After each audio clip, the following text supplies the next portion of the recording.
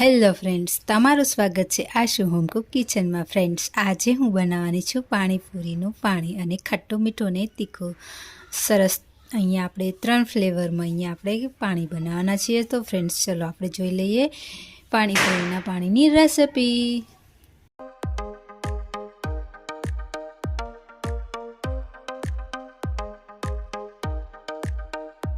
હવે ફ્રેન્ડ્સ, અહીંયા મેં ફુદીનો લીધો છે. ફુદીનો અહીંયા આપણે મિક્સર જારની અંદર આ રીતના એડ કરી દેવાનો છે. ફ્રેન્ડ્સ, તમે જોઈ શકો છો. અને સરસ એવા અહીંયા કટ કરેલા ધાણા આપણે અહીંયા એડ કરી દેવાના છે. ફ્રેન્ડ્સ, તમે જોઈ શકો છો.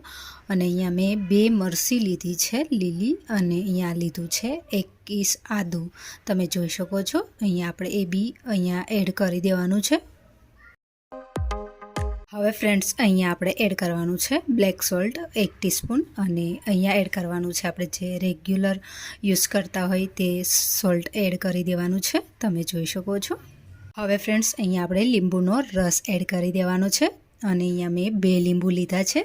તમારે તમારા ટેસ્ટ પ્રમાણે ખટ્ટું જે પ્રમાણે રાખવું હોય તે પ્રમાણે તમારે અહીંયા લીંબુનો રસ એડ કરી દેવાનો છે. ફ્રેન્ડ્સ, તમે જોઈ શકો છો.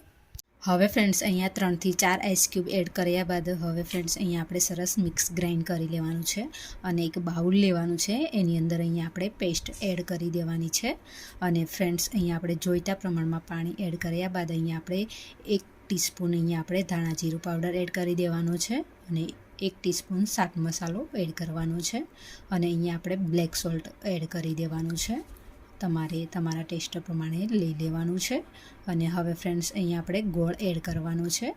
અને સરસ એવું અહીંયા આપણે પાણીને મિક્સ કરી લેવાનું છે. તમે જોઈ શકો છો.